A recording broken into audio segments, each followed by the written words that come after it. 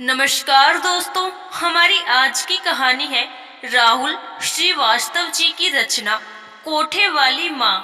आज शहर के सबसे बड़े विश्वविद्यालय में मातृ दिवस का भव्य आयोजन था।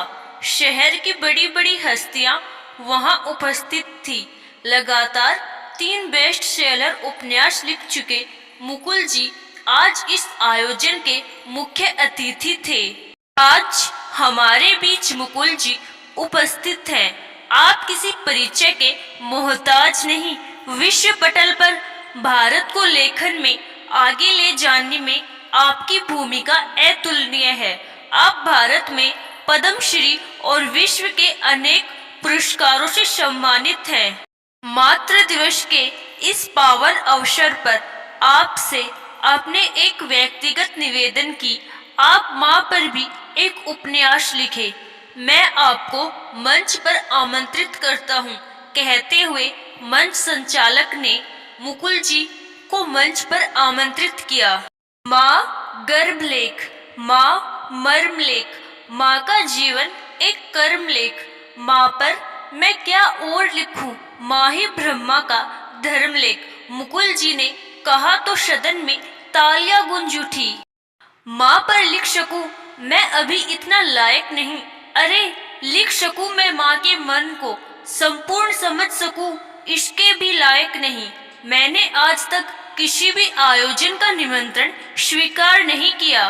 कारण यह नहीं कि मैं घमंडी हूँ या अंतर्मुखी हूँ, बस मैं स्वयं को इन कार्यक्रम के अनुरूप नहीं पाता हूँ।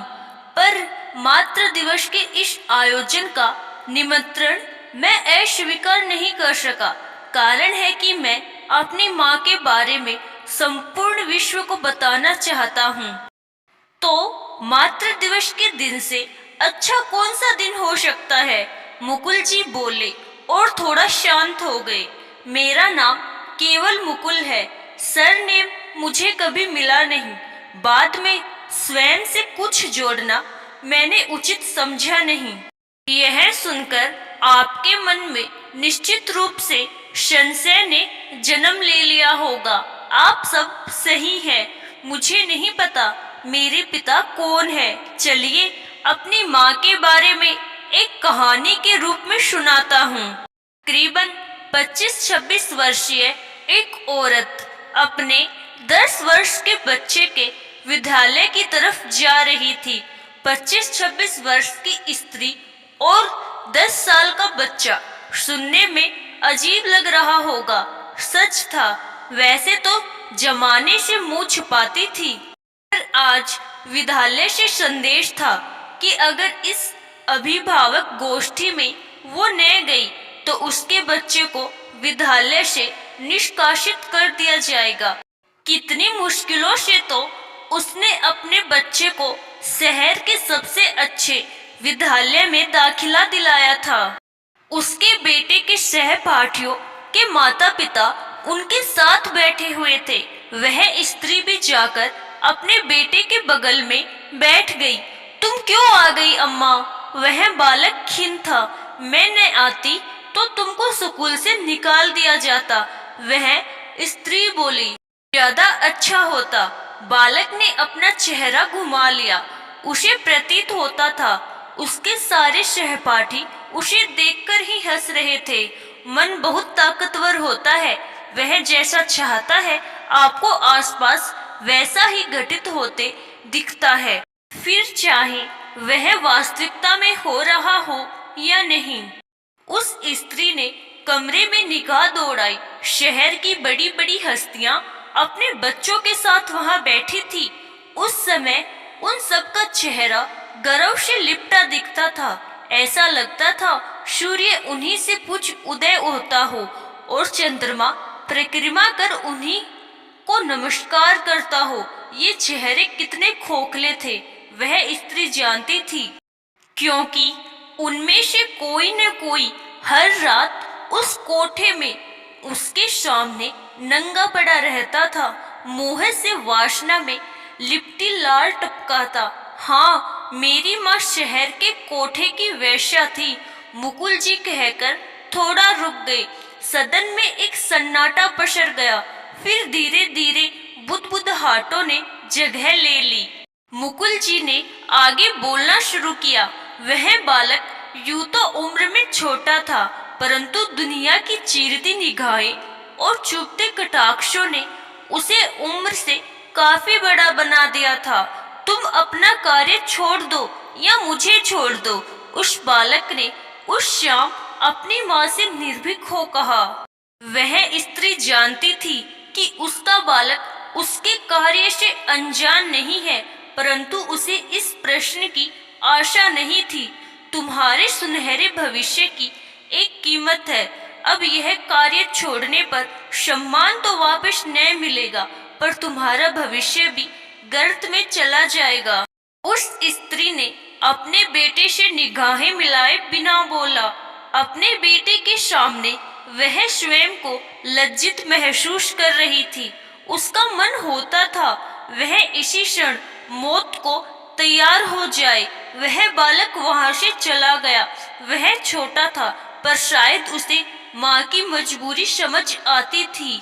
हमेशा दरिद्रता का प्रतीक रही उसकी माँ ने गरीबी के शोतन को उसे छूने भी न दिया।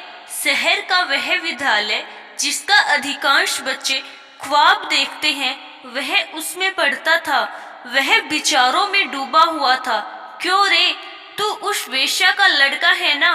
बोल बोल। एक अधेड़ उम्र का व्यक्ति सामने था। वह बालक मुड़कर जाने लगा। यह उसके लिए नई बात नहीं थी। उस व्यक्ति ने उस बालक का हाथ पकड़ लिया। बता न, कितना लेती है तेरी अम्मा एक रात का? बता न, बता न। वो आदमी हंस हंस कर पूछ रहा था। बालक का नन्हा मस्तिष्क क्रोध से भर उठा। उसने अपना हाथ छुड़ाया और आवेग में आकर पास पड़ा लोहे का एक सरिया उस व्यक्ति पर दे मारा और तेजी से वहां से भाग गया। कुछ समय पश्चात वह बालक पुलिस स्टेशन में था। थोड़ी देर में उसकी माँ आई, हाथ जोड़ मिन्नतें की, पर पुलिस वाले नहीं माने। थोड़ी देर बाद वह उसे एक कमरे में ले गए। बालक की रिहाई की कीमत चुका रही थी। थोड़ी थोड़ी देर में आती माँ की चीखें उस बालक से सुनी न जाती थी। उसने अपने दोनों कानों पर हाथ रख लिए। वह वहीं बैठ सिसकने लगा। माँ क्या करती है वह जानता था। माँ क्यों करती है उसे और समझ आ रहा था। माँ, उस रात उसने माँ के गालों पर हाथ रख कहा। हाथ गीले हो गए। माँ सिसक रही थी। मत रो माँ, मैं अब सफल होकर दिखाऊंगा। बहुत जल्द तुमको ये सब नहीं करना पड़ेगा माँ। माँ, मुझे तुझसे कोई शिकायत नहीं है, कहकर वह माँ से लिपट गया। वक्त बीता। वह बालक आगे चलकर एक सफल लेखक बना। सदन में सन्नाटा था। मुकुल जी नीचे उतर कर गए और एक वृद्ध स्त्री को अपने साथ मंच पर ले आए। ये मेरी माँ है और मुझे गर्व है। यह मेरी माँ है।